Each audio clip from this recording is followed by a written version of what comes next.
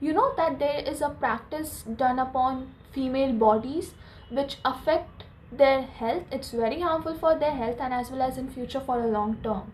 Okay, and this particular practice is not really discussed a lot. Plus, many don't even know about it. It's female genital mutilation. In short, it is known as FGM. Okay, and particularly this does not have any medical reasons. It is totally quoted in religion. What they actually do is they partially remove or injure a female's genital, all for traditional beliefs.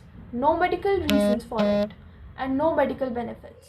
Female genital mutilation, according to WHO, is a harmful practice and violation of human rights.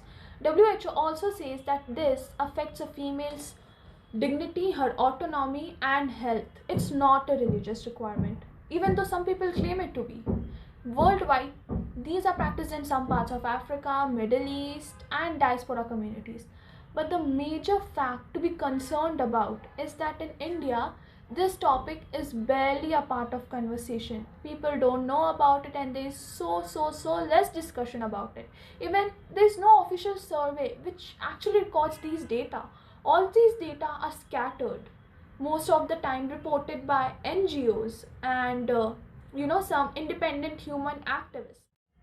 FGM in India is mostly seen in places like Karnataka, Maharashtra, Gujarat, Rajasthan, Delhi NCR, as well as in Madhya Pradesh. This doesn't mean that all communities practice it. It basically just shows that the evidences of these practices have been seen in these areas of India. And guess what? There is no particular health survey recording these data. Most of the time, these evidences come from human activists, independent journalism, or the study from medical cases. And the major concerning topic is that there is no mainstream government health data about it. So the question arises, why is it so tough to monitor and get the proper data about these? First, because FGM is not a category in Indian National Health Survey or any medical records. Second, most of the time these are done in private places in the name of religion. And third, shame and stigma.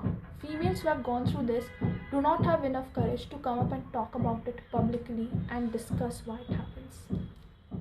Why a lot of discussion is not there about it? First, that media officially does not cover these, although there are evidences of these practices being done in India, in different parts of the India, but there are no media official channels covering about it. No medical records, no media coverage, lack of awareness. Then, in Indian society, women's anatomy is a taboo. Like, people talking about a female body, how it functions, is basically a taboo, so they don't really talk about it. And the victims, they are ashamed to come up front and talk about this as well, or discuss how did they feel, or it basically leaves a physiological trauma on them as well. Plus, many people are afraid that they will actually come up and affect or kind of offend a particular community's religious beliefs, although it is said by WHO that it's not a religious requirement. Unlike in Africa, where FGM is criminalized and considered a offense, in India there is explicitly no law which states that FGM is a criminal offense and violation against human rights. Okay, it has different various other laws like child protection and assault laws or POSCO. There are no medical records of FGM, and therefore there is no particular law listed over here that actually confirms that FGM is criminalized and it's a criminal offense. Although various human rights organizations like Amnesty International and Human Rights Watch have repeatedly called out India to explicitly condemn and criminalize FGM. This is not just a political or governmental issue or some medical issue. It is also about a woman's basic human rights problem, because such kind of practice, if it affects a woman's dignity, her autonomy, it needs to be questioned, it needs to be discussed more, and there should be more awareness about it.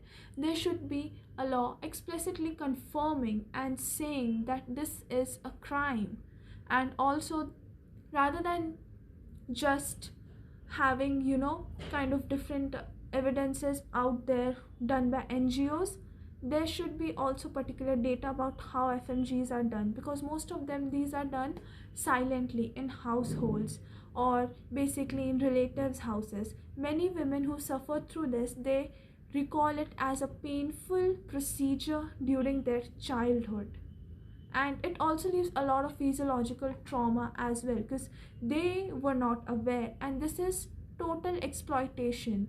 So what I basically think is that people need to talk about it more rather than just thinking it to be a taboo or a shame.